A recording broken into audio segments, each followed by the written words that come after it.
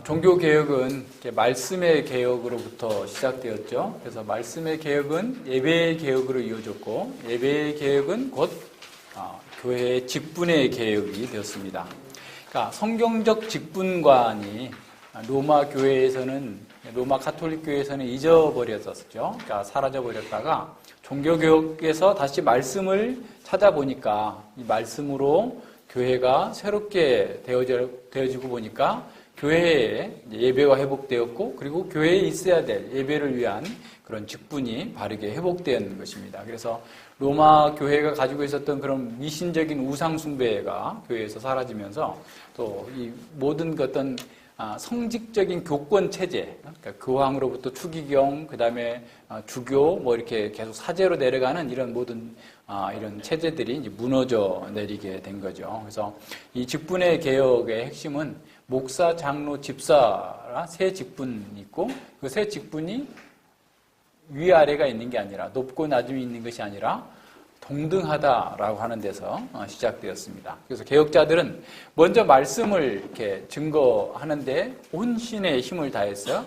그래서 말씀이 잘 증거가 되는 속에서 바른 예배가 드려졌고, 바른 예배가 드려지기 위하여서는 또 바른 직분이 회복되어져야 되는 이런 상황들로 나가게 됩니다. 그래서 목사는 열심히 말씀을 전하고, 장로는 또 그 말씀이 성도들 삶 가운데서 잘 이렇게 드러나고 있는지를 살피고 또 섬기고 돌보는 이런 사역들을 했고, 집사는 긍휼을 베푸는 자비의 사역들을 함으로써 교회가 아주 힘을 갖게 된 거예요. 자, 보세요. 로마 교회는 당시에 정치적인 권력, 종교적인 권력, 사회적인 권력을 다 쥐고 있었어요. 그럼에도 불구하고 개혁교회가 승리했어요. 그래서 어떤 학자는 이걸 장기판에 비교해가지고 하나님께서는 장로라고 하는 쫄을 가지고, 장기 들어봤잖아요. 장로라고 하는 쫄을 가지고 교황이라고 하는 왕을 잡았다. 무슨 말인지 알겠어요? 목사를 가두면 장로들이 성도들을 섬겨요. 또 그 장로를 가두면 또 다른 장로들이 성도들을 섬기고 말씀으로 인도해가지고 로마 교회가 철통 같았던 그 막강한 힘을 이기고 개혁교회가 승리하게 된 거예요. 그러니까 이 교회의 직분이 제대로 세워질 때 어떻게 되는 거예요? 어떠한 세력도 교회를 넘볼 수 없게 돼요. 근데 교회가 무너지게 되면, 교회의 직분이 무너지게 되면 이제 다른 것들이 다 무너지게 되는 거죠. 이런 면에서 잘 생각해야 됩니다. 한국 교회는 목사가 너무 바쁘다라고 얘기합니다. 왜 바쁘냐? 발로 뛰는 목회를 하기 때문에 그렇다. 열심히 발로 뛰어서 신방 다니고 행사 다니고 열심히 모임이 그렇게 많고, 교인들도 뭐 끄떡하면 목사님 오라고. 어떤 사람은 밤 11시 됐는데 목사님 와서 기도해 주세요. 그냥 지 혼자 기도하면 되지. 꼭 목사가 가서 기도해야 나? 가령. 그래서 맨날 이렇게 쫓아다니느라고, 발로 뛰는 목회를 하느라고 설교 준비를 못 한다라는 거야. 근데 목사는 설교하는 사람, 다시 말해서 영적인 식탁이 풍부하게 차려는 것에 자기 일이 집중이 돼야 되지, 자꾸 이렇게 돌아다니면 그 할 일을 안 하는 거예요. 자신의 그 직분의 타락입니다. 목사의 직분의 타락이에요. 자기가 성경을 연구하고 그 연구한 말씀을 풍성하게 식탁에, 영적인 식탁에 제공해서 성도들에게 그 영적 갈급함이 없이, 굶주림이 없도록 풍성하게 제공하지 않고 그냥 돌아다니면 하면 안 돼. 물론 신방해야 될 때는 하죠. 신방해야 될 때는 하지만 그것이 주 임무가 아니라, 신방을 하는 주 그 임무를 가진 사람이 누구냐면 바로 장로예요. 근데 한국 교회에서는 장로가 신방을 하지 않고 장로가 힘을 갖고 명예직으로 생각해요. 그러다 보니까 돈을 많이 내서라도, 수천만 원씩 헌금을 해서라도 장로가 되기를 원하고, 장로가 되고서는 이제 교회에서 그냥 이렇게 마음대로 하는 거죠. 장로는 교회의 대표야.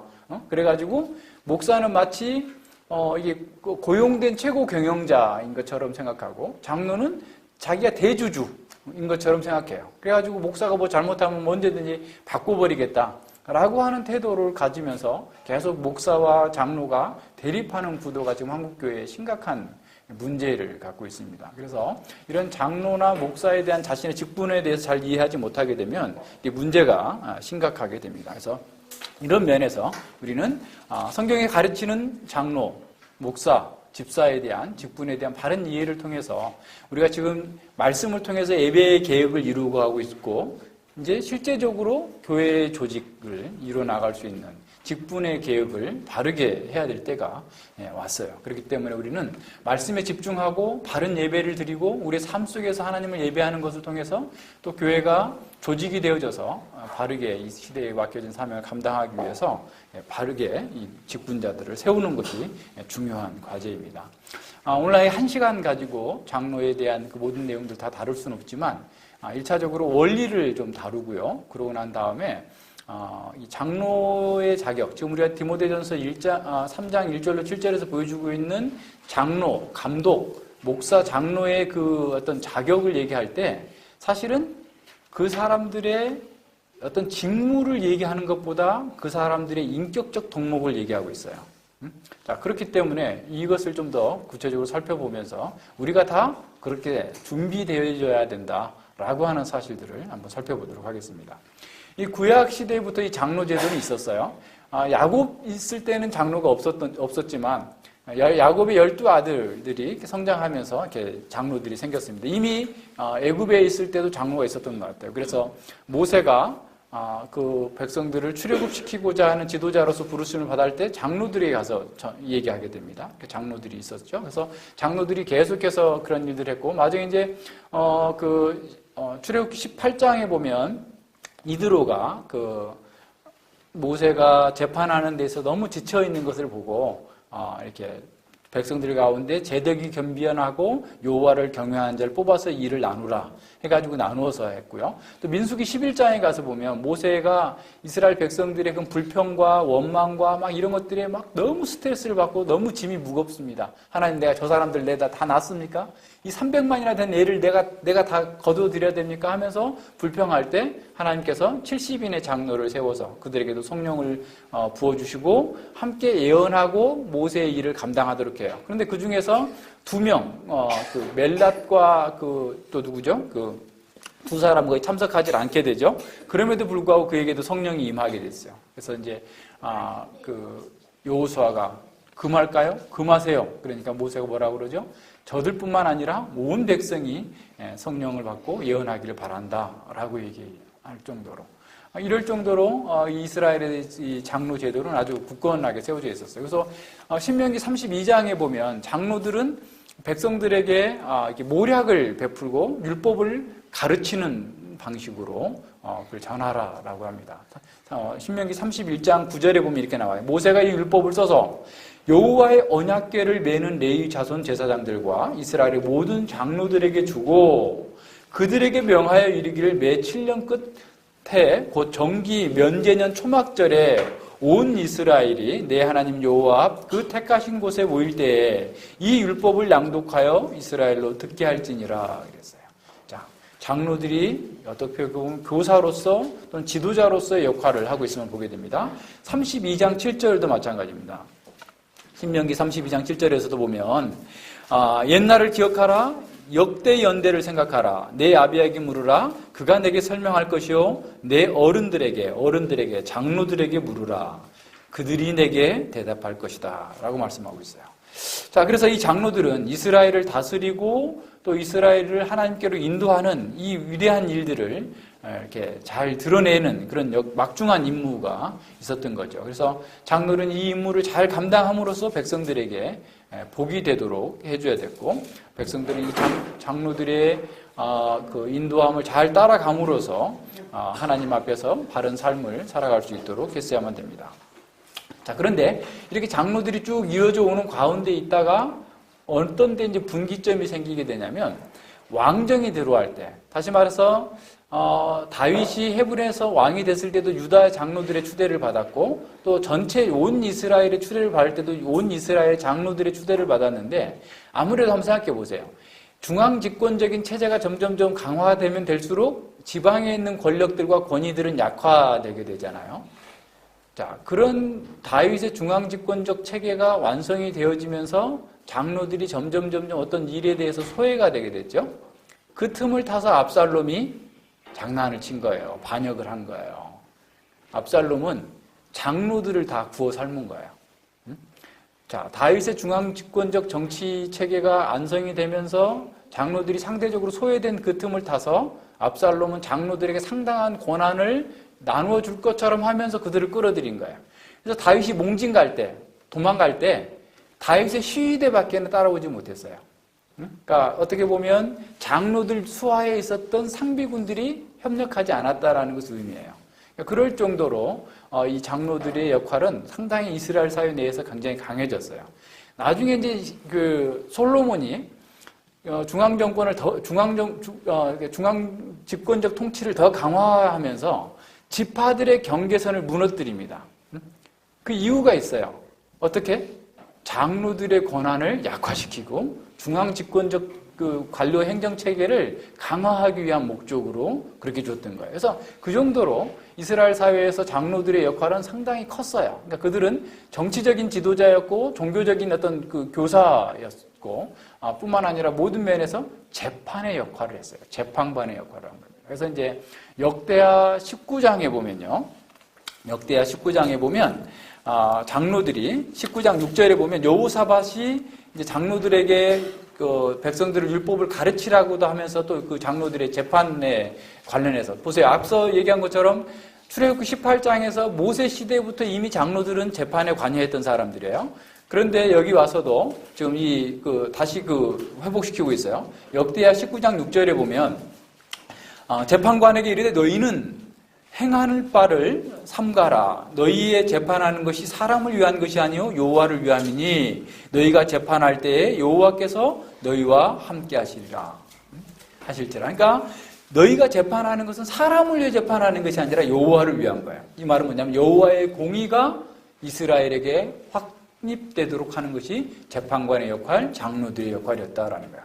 따라서 이 장로들은 재판장으로서의 역할을 잘 감당하기 위해서 율법에 통달하고 있어야 됐고 율법을 하여튼 기계적으로 문자적으로 적용하는 것이 아니라 율법의 정신을 잘 이해하면서 재판해야만 됐던 거죠. 그래서 재판관은 하나님의 대리자로서 원고와 피고의 얘기를 잘 들어주고 인내심 있게 경청하고 조금도 편벽되지 아니하고 하나님의 말씀을 따라서 공의롭게 재판할 수 있는 그런 능력을 가진 사람이어야만 됐던 것이죠. 그래서 이와 같이 이 장로는 굉장히 중요한 역할을 했어요. 자, 보세요. 에레미야가 그 바벨론의 포로로 잡혀가 있는 사람들에게 편지를 할 때 첫 번째 수신자가 장로들이었어요. 에스겔 때도 마찬가지죠. 에스겔에도 보면 에스겔에게 찾아와서 예루살렘이 어떻게 될 건가, 우리가 어떻게 될 건가 물었던 사람들 또한 장로들이에요. 에스겔 7장에서 하나님께서 그들의 그 이스라엘 백성들의 그 무지함과 죄악들을 지적하면서 제사장들의 율법, 선지자들의 어떤 예언, 그리고 장로들의 모략을 폐하겠다라는 거예요. 그러니까 이 정도로 이 장로들은 상당히 큰 권한을 가지고서 백성들 가운데에서 인도자와 또 정치적인 인도자, 또 종교적인 인도자, 그리고 이 재판관으로서의 역할을 해왔던 거예요. 자, 그런 가운데 이제 신약 시대로 넘어오게 됩니다. 그래서 신약 시대에 계속 왔을 때도 예수님 당시에도 바리새인들이 예수님에게 대하여서 자꾸 질문하고 반박할 때 그 내용들이 어떤 거냐면 왜 장로들의 유전을 범하느냐 그 얘기예요. 그러니까 이게 한참 시간이 지나면서 바리새인 서기관들, 장로들이 율법을 적용하면서 율법의 정신보다도 자꾸 문자주의에 집착하면서 수많은 이렇게 규정들을 새로 만들어 놓게 된 거죠. 그래서 사실은 율법이 전체적으로 포괄하고 있는 그 내용들, 율법의 정신을 가지고서 보면 굉장히 율법의 정신은 유연해요. 율법의 정신은 굉장히 유연합니다. 그러니까 생명을 살리는 쪽으로 또 하나님의 통치를 받을 수 있도록 우리의 인간의 연약함을 충분히 고려해서 하나님께서는 유연하게 주셨음에도 불구하고 장로들과 바리새인과 서기관들은 자꾸 그걸 문자적으로 기계적으로 적용하면서 사람들에게 수많은 짐을 막 지어놓는 거죠. 그러니까 뭐 안식일 날에 어디까지는 걸어갈 수 있고 뭐 안 되고 뭐 등등의 수많은 조항들을 이렇게 달아놓은 거예요. 그러니까 안식일이 가지고 있는 본래의 정신과 의도를 잊어버리고 문자주의에 집착하다 보니까 사람들에게 자꾸 더 많은 짐을 지우게 되는 것이죠. 어쨌거나 이런 상황에서 계속 구약시대 내내 어떤 면에서 장로들의 그 역할들이 있었고, 신약시대에도 여전히 그 장로가 이게 계승이 됐습니다.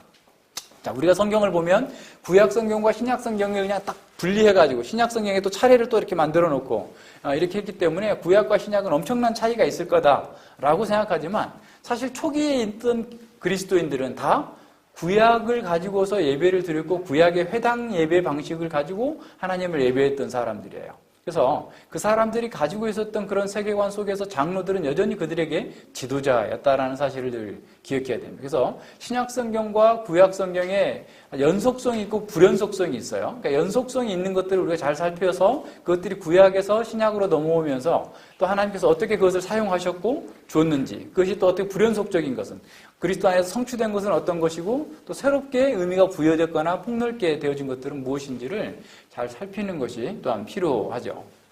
이런 면에서 이 교회 직분자들이 이렇게 초대교회에 이미 장로가 있었음을 보는데, 이미 지난 시간에 본 것처럼 그리스도께서 승천하시면서, 부활하신 그리스도께서 승천하시면서 교회에 그런 직분자들을 선물로 주셨잖아요. 그 선물 주신 것 중에 이 목사가 있는데, 그 목사는 사실은 장로와 마찬가지입니다. 그래서 이런 면에서 한번 잘 생각해 봐야 돼요. 그래서 예수님께서는 사도에게 교회를 세우게 하시고 그 사도들을 매개로 해서 장로들을 세우게 한 거예요. 그래서 그 장로들 가운데에서 가르치는 장로가 있고 그리고 다스리는 장로가 있다라고 하는 점들이 잘 생각해 봐야 됩니다. 그래서 이제 초대교회, 그 예루살렘 교회에 사도들만이 있었던 게 아니라 예루살렘 교회의 중요한 지도자들로서 장로들이 있어요. 그래서 사도행전 11장에도 보면 예루살렘에 있는 장로들에게 안디옥 교회가 부조를 보내요. 다시 말하면 헌금을 보내는 거예요. 그들의 그 어려움을 해결하기 위해서. 뿐만 아니라 사도행전 15장에도 보면 사도들과 장로들이 할례 문제를 가지고 경론을 벌이게 됩니다. 그리고 야고보는 사도가 아니에요. 사도행전 15장에 예수님의 동생이에요. 야고보는 장로예요. 그런데도 불구하고 바울이 갈라디아서 2장 9절에서 예루살렘 교회의 기둥 같은 게바와 요한과 야고보 얘기하고 있어요. 그러니까 야고보가 장로였음에도 불구하고 사도들과 동등한 또는 그보다 더 나은 지도적인 그런 위치에 있었음을 알 수가 있게 되는 거죠. 그리고 지금 우리가 요한 2서도 봤지만 요한 2서와 요한 3서를 기록한 요한도 자신을 장로라고 하죠. 베드로도 뭐라고 그래요? 베드로도 나는 너희와 함께 장로된 자로, 베드로전서 5장에서 얘기하잖아요. 그러니까 베드로는 사도이면서도 자기는 장로라고 얘기하고 있어요. 그죠? 그리고 요한도 자기는 사도이면서도 장로라고 얘기하고 있고, 그리고 이 야고보는 장로이면서 또 자기는 목사. 그래서 야고보서 3장 1절에 보면 선생된 우리가 더 많은 심판을 받을 줄 알고 선생되는 것을 좋아하지 말라라고 얘기하고 있는 거예요. 그러니까 이 야고보도 장로이면서 교사였었어요. 그러니까 목사였던 것이죠. 그러니까 이처럼 신약 교회에서 여전히 장로는 교회의 지도자로서 또 아주 핵심적인 그런 직분의 역할을 했었다라고 하는 사실을 봐야 됩니다. 뿐만 아니라 바울은 이방 교회에 교회를 세우고 난 다음에 계속해서 어떻게 하죠? 사도행전 14장에서 보는 것처럼 장로들을 세워요. 그러니까 그 장로들 또한 가르치는 장로 또 다스리는 장로 다 있었을 거라고 보여줍니다. 우선은 가르치는 장로가 많았었겠죠. 그래서 이 장로는 늘 항상 교회가 있었다라고 하는 사실을 늘 기억하면 됩니다. 그래서 이 신약시대의 장로는 구약시대의 이 장로 직분을 어떻게 보면 계승하면서도 거기에 또 다른 폭넓은 의미를 담고 있다라고 하는 사실을 기억해야 됩니다. 그러니까 연속성이 있지만 구약시대에는 하나의 국가적인 상태에서 어떤 재판한다든가 이런 것들은 신약의 장로에게는 그런 일이 없죠. 잘 이렇게 사도행전 20장 28절에서 얘기하고 있는 것처럼 성령께서 너희 가운데 주께서 피로 사신 양들 가운데에서 목자와 감독자가 되고 목자가 되게 했다라고 했을 때 그 목자 또한 장로들을 포함하고 있는 거예요. 그래서 이런 면에서 우리는 잘 생각해 봐야 됩니다. 그래서 이제 디모데전서 5장 17절을 한번 보세요. 5장 17절에 보면 장로에 대해서 얘기하면서 이렇게 얘기하시죠. 말씀하죠. 자, 잘 다스리는 장로들을 배나 존경할 자로 알되 말씀과 가르침에 수고하는 이들을 더할 것이니라 그랬어요. 자, 어떤 학자들은 이 잘 다스리는 장로와 말씀과 가르침에 수고하는 장로가 동일인인데, 이 사람들의 직무의 특성을 두 가지로 설명한 거다라고 말하는 학자들도 있는데, 이거는 전혀 그렇지 않아요. 왜냐하면 잘 다스리는 장로들을 배나 존경할 자로 알되 하고 우리말 번역에는 빠져 있어요. 개역 개정에는 들어가 있을 수 있어요. 특히라는 말 들어있어요? 네? 개역 개정 성경 가지고 있는 분 들어있어요? 안 들어있어요? 안 들어있어요? 특히라는 말이 거기에 포함되어 있습니다. 원래 헬라의 말리스타라는 말이에요. 다시 말하면 이 사람이 한 사람이라고 한다면 특히라는 말을 쓸 필요가 없죠. 그러니까 다스리는 장로와 가르치는 장로가 동일인이라고 한다면 그 말리스타라고 하는 헬라어가 들어갈 이유가 없어요. 다른 사람을 얘기합니다. 그러니까 잘 다스리는 장로를 존경하는데 가르침과 말씀과 가르침에 전념하는 장로를 2배나 존경하라 라고 하는 말이에요. 그러면서 그 뒤에 어떤 얘기가 나오냐면 그 장로에게 말씀을 가르치는 장로의 삶을 지지해 주라 하는 말이에요. 성경이 일렀을 곡식을 밟았다는 소의 입에 망을 씌우지 말라 하였고 일꾼이 그 삭을 받는 것이 마땅하다. 다시 말하면 무슨 말이에요? 장로를 말로만 존경하지 말고 가르침에 충실한 그 장로의 삶을 책임지라는, 그게 너희가 존경한다라는 거예요. 그 얘기를 하고 있는. 그래서 가르치는 장로와 다스리는 장로가 분리되어 있다라고 하는 사실을 기억해야 됩니다. 그래서 이런 면에서 장로가 똑같이 사실은 다스리는 장로나 가르치는 장로가 똑같은 장로예요. 왜 똑같은 그런 일을 하냐면 다 양무리를 보호하고 섬기기 위해서 있는 거기 때문에 같은 장로예요. 그렇기 때문에 목사와 장로 등급이 있는 게 아니에요. 동일해요. 동일해. 무슨 말인지 알겠어요? 그러니까 직무에서 하는 일만 다를 뿐이지 목사가 더 높고 장로가 더 낮고 그런 거 아니다 말이에요. 이해하시겠죠? 그래서 목사와 장로는 다 주님의 종으로서 교회와 성도들을 섬기도록 주어진 거예요. 근데 구약에서도 보세요. 구약에서도 일반적인 장로들은 자신의 일을 다 했어요. 그죠? 그런데 레위인 같은 경우는 어땠죠? 레위인들은 자신들의 일을 하지 않고 오직 성전에서 하나님을 섬기는 일만 대신했고, 그래서 레위인은 장자를 대신해서 하나님께 바친 거다. 그래서 레위인의 삶을 이스라엘 공동체 전체가 그들을 지지해 줬던 것처럼 이 목회자의 삶, 가르치는 장로의 삶도 교회가 지지해 줘야 되는 거예요. 그래서 바울은 고린도후서 5장에서 화목해 하는 직책이라고 그랬어요. 화해하는, 사람들을 화해케 하는 직책. 그 말은 어떤 말이냐면 복음을 전하는 그 일 자체가 마치 하나님께 제사를 드려서 화목제를 드리는 것처럼 그 사람들이 그러한 일들을 하는 것이기 때문에 그 삶을 지지하고 또 그렇게 해달라 하라는 그 말씀이 담겨져 있는 것이죠. 그래서 그리스도의 사신이다라고 얘기하고 있는 것. 제사장의 직무. 그래서 로마서 15장에서는 자신의 이런 이방인에 대한 복음 그 전파 사역을 이방인을 하나님께 제물로 드리는 제사장의 사역이라고 얘기하죠. 그래서 복음 전하는 사역은 그런 제사장과 레위인과 같은 사역이기 때문에 이게 그 동시에 여러 가지 일을 할 수가 없고 교회가 그 사람을 지지해줘야 된다라고 하는 것이 처음부터 그 하나님께서 정해주신 그런 것들이에요. 그래서 우리가 지난번에 민수기에서도 봤던 것처럼 그런 면에서 모든 면에서 이 레위인들, 제사장들의 삶을 지지하는 것은 자신의 영적 생명을 보호하는 것이었기 때문에 그러한 원리는 여전히 이렇게 와 있는 거죠. 그러나 이제 장로는, 물론 장로도 도울 수 있어요. 장로가 여러 가지 그 삶이 있어서 어렵고 그러면 도울 수 있지만, 장로는 본인들의 일을 하면서 이렇게 어떻게 파트타임 사역을 한 거죠. 이게 이제 오늘 여기는 다루지 못하지만, 초기의 장로들은 다 임기제였습니다. 물론 이제 어떤 지역에서는 종신직으로 하기도 하고, 지금도 이제 장로교 계통에서는 종신직을 많이 하고, 그리고 이 개혁교회에서는 대부분 다 이게 임기제로 하는데, 왜 임기제로 하냐면 너무 힘들기 때문에 그래요. 장로는 자신의 일을 하고 하면서 동시에 성도들 교회를 살피는 일을 해야 됐기 때문에 그 일 자체가 너무 고단하고 힘들었기 때문에 계속 할 수가 없어요. 그래서 보통 1년 단위로 하다가 이제 2년 하다가 3년 하다가 보통은 요즘에 이제 4년 단위로 이렇게 그 임기제로 하는데 그 일이 너무 힘들기 때문에 그랬던 거예요. 그래서 이제 아예 그 일에 전념하게 되면 교회가 재정이 있다고 한다면 또 재정적으로 그를 도울 수도 있는 그런 상황도 될 수 있겠죠. 자, 그러면 이렇게 보고요. 이제 디모데전서를 이제 보도록 하겠습니다. 디모데전서는 이렇게 바울 사도가 믿음 안에 있는 그 아들 된 디모데에게 하나님의 집에서 교회에서 어떻게 행해야 될 것을 분명하게 가르치기 위한 그런 목적으로 기록되어 있었던 것이죠.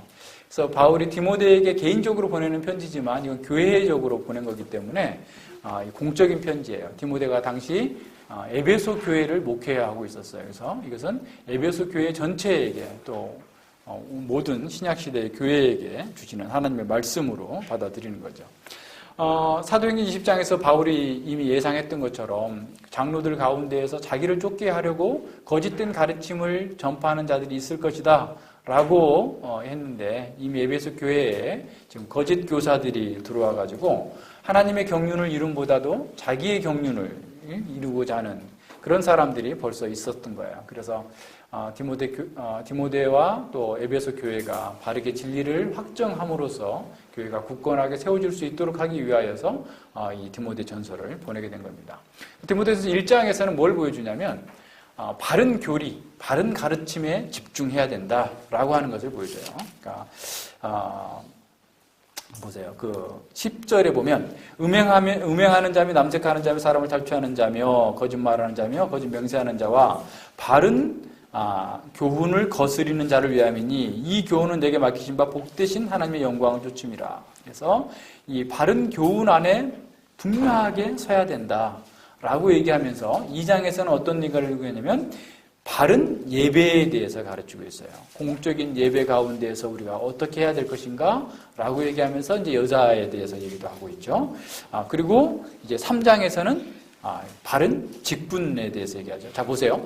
바른 교리가 있어야 바른 예배가 되고, 그리고 그 바른 교리와 바른 예배를 위한 바른 직분을 세워야 된다라고 하는 것이 이렇게 연결되어 있어요. 그래서 앞서 우리 종교개혁에서 말씀의 개혁, 그리고 예배의 개혁, 그리고 직분의 개혁이 있는 것처럼 디모데전서가 좀 바로 그런 거예요. 바른 교리, 바른 예배, 바른 직분자에 있는 거예요. 그러니까 직분자는 예배를 위한 있는 거예요. 하나님을 예배하기 위한 목적으로 있는 겁니다. 자, 이 3장에 보면 세 단락으로 나눌 수 있는데 3장은 1절부터 7절까지는 감독, 장로와 목사의 어떤 자격에 대해서 나오고 8절부터 13절까지는 집사에 대한 자격이 나오죠. 그리고 14절과 16절에서는 바로 그러한 집사와 장로, 이 목사가 세워짐으로써 하나님의 교회에서 드려지는 그런 송영, 찬송이 드러나게 됩니다. 그래서 이런 모든 면에서 그런데 이 특징적인 것은 이 3장에서 보여주고 있는 직분자들에 대한 가르침이 그들의 구체적인 활동보다는 모든 성도들에게서 기대할 수 있는 덕목에 집중하고 있다라는 거야. 자, 그 말은 무슨 말이냐면, 자, 직분자들이란 모든 성도가 드러내야 될 인격적 덕목을 우선적으로 구현하는 사람이다 라고 하는 것을 보여주고 있어요. 무슨 말인지 아시겠어요? 그러니까 우리 모두가 다 이와 같은 성품을, 이러한 인격을 가져야 되는데 특별히 직분자는 이런 면에서 어떻게 보면 모범이 되고 그러한 성품과 그러한 일들을 드러내는 데 있어서 이 가장 모델이 되는 사람이다라고 하는 것을 보여주고 있는 거죠. 그래서 이러한 직분, 목사, 장로, 집사는 성도들 위해 군림하는 존재가 아니라 모든 성도들이 드러내야 될 그 덕목을 먼저 앞서서 구현해내는 그 모범적인 사람이다라고 하는 사실을 보여주고 있는 겁니다. 그래서 우리 모든 성도가 이와 같은 그런 덕목을 드러낼 때, 그리고 직분자들이 그러한 인격과 삶을 살아갈 때 교회가 든든하게 세워지고 또 사명을 감당할 수 있게 되는 거죠. 그래서 교회의 사명은 어떤 대단한 일을 하는 것이 아니에요. 이러한 경건한 비밀을 우리의 삶 가운데에서 구현하는 겁니다. 이러한 덕목을 우리의 삶 가운데서 구현함으로써 하나님의 영광이 되도록, 하나님을 예배하도록 하는 것이 우리의 삶이 되어야 되는 거죠. 그래서 이 교회의 직분은 교회의 찬송으로 이어지도록 되어 있는 거죠. 그래서 에베소 4장에서 얘기하고 있는 것처럼 하나님께서 직분자를 주신 것은 모든 성도를 온전케 하고 봉사일을 하게 하며 그리스도의 장성한 분량에 충만한 데까지 이르도록 하는 것. 교회 가운데에서 그리스도의 영광이 충만케 드러나도록 하는 것을 위하여서 직분자를 주셨다라는 거예요. 자, 그러면 이제 이 감독이라는 말은 이 목사 또는 뭐 장로라는 말하고 같은 말이에요. 이게 다 다른 그 성경들에서는 이렇게 동의어로 사용되고 있습니다. 이 감독이라는 말 그 자체가 어떤 면에서 어떤 사람들을 감독하는 기능을 강조하고, 장로는 어떤 인도하는 기능을 강조하고, 목사는 그 인도하고 가르치는 기능을 이렇게 강조했다고 한다면 사실 그 영적인 면에서 자질에 있어서 크게 차이가 나지 않아요. 그러니까 어떤 면에서 여기서 지금 나타나고 있는 것 중에서 목사에게 요구되는 그 전문적인 그 능력은 한 가지예요. 가르치기를 잘하는 것을 얘기하고 있고 나머지는 다 우리의 성품과 관련돼요. 그러니까 이걸 아주 중요하게 생각해야 됩니다. 그러니까 우리가 무언가를 목사가 무슨 일을 한다, 장로가 무슨 일을 한다 이전에 먼저 그 사람이 어떤 사람이어야 되는가, 이걸 지금 다루고 있다는 사실들을 기억해야 됩니다. 그래서 그러니까 1절에서는 미쁘다 이 말이여 사람이 감독의 직분을 얻으려 하면 선한 일을 사모한다 하미로다 라고 그랬죠. 감독의 직분, 장로, 목사의 직분을 얻는 것은 선한 일이다 라는 거예요. 그래서 2절과 3절에서는 그 장로의 사역, 감독의 사역 가운데에서 무엇보다도 그들의 그리스도의 인격과 성품이 드러나야 된다라고 얘기하는 거고, 그리고 4절과 5절에서는 자기 집을 잘 다스려야 될 것, 그리고 6절과 7절에서는 마귀의 정죄의 올무에 빠지지 않도록 해야 된다라고 말씀하죠. 자, 미쁘다 이 말이여 라는 말은 신실하다 이 말이여, 참되다 이 말이여 라는 뜻입니다. 근데 이 말은 디모데전서 1장 15절에서 사용된 말이에요. 미쁘다 모든 사람이 받을 만한 이 말이여 그리스도 예수께서 죄인을 구원하시려고 세상에 임하셨도다. 이 미쁘다 이 말이여라는 표현이 목회서신에도 한 5번 정도 나오는데 4번은 다 복음과 관련해서 나오는 겁니다. 그러니까 복음을 증거하는, 또 복음을 보수하고 파수하는 이 직분을 얘기할 때 그런 직분을 얻고자 하는 것 그 자체다 미쁘고 신실하다, 참되다라는 것을 보여주고 있는 것이죠. 그래서 이런 모든 면들을 잘 생각해 보면서 한번 살펴보도록 하겠습니다. 자, 이 감독은 정말 이렇게 신실하고 하나님의 백성들을 신방하고 하나님의 말씀으로 권고하는 그 일 자체가 아주 선한 일이에요. 그래서 칼빈 선생님은 그의 그 주석에서 이렇게 말씀합니다. 하나님의 나라를 세우고 확장하는 것과 같은 이 위대한 일에서 주님께서 그분의 보혈로 친히 그 사람의 영혼을 구원하려고 돌보는 일에서, 또한 하나님의 기업인 교회를 다스리는 일에서 하나님의 아들을 대표하는 것은 결코 사소한 일이 아니다. 미쁘다 이 말이요 라는 표현이죠. 그래서 많은 사람들을 옳은 대로 돌아오게 하는 자는 하늘의 별과 같이 빛나리라 라고 했던 다니엘서의 말씀처럼 이 선한 직분을 갖고자 하는 것, 이것은 아주 선하고 옳은 일이다 라고 얘기하고 있는 거죠. 바울은 어떤 사람이 이렇게 선한 감독의 직분을 얻을 수 있는지를 이렇게 가르치는데, 바로 교회가 이러한 사람을 분별해서 직분자로 세우라는 거예요. 그러니까 교회가 이것을 분별할 수 없으면 이제 교회가 엉뚱한 데로 가겠죠. 그래서 이 직분을 그냥 자기가 원한다고 되는 것도 아니죠. 우선은 분별력을 갖고 주님의 부르심이 그 사람 속에 있는지를 교회가 확인하도록 하기 위한 거죠. 그러니까 이 직분은 감당하기 쉽지 않고 주님의 부르심이 없이는 또한 얻을 수 없기 때문에 그런 거죠. 그래서 앞서 얘기한 것처럼 야고보는 야고보 3장 1절에서 형제들아 선생된 우리가 더 큰 심판을 받는 줄 알고 많이 선생되지 말라라고 경고했던 겁니다. 그러니까 교회에서 선생이 되려면 먼저 자기를 더 잘 살펴야 되는 거죠. 다른 사람을 군림하는 것으로서 선생이 되고자 하면, 목사가 되고 장로가 되고자 하면 소경이 소경을 인도하는 것처럼 모든 사람들을, 교회를 위험에 빠뜨리게 될 것이기 때문에 그렇습니다. 그래서 교회에서 선생이 된다라고 하는 것은 아주 신중한 일이어야 되고 주님의 부르심이 있어야 되고 그것이 교회 가운데에서 확정되어져야 돼요. 확인이 되어져야 됩니다. 그 사람의 인격과 성품이 바로 이와 같은 사람이다라는 사실들이 교회가 확인해 줄 수 있어야 되는 거죠. 그래서 사도 바울은 이러한 그 모든 직분을 얻기를 어떤 면에서 모든 성도가 사모하라라는 말을 갖는 거예요. 그 말은 무슨 말이겠어요? 이와 같은 인격을 갖기를 사모하라라는 표현이에요. 그래서 모든 성도가 이와 같은 인격과 성품을 갖기를 바란다라는 겁니다.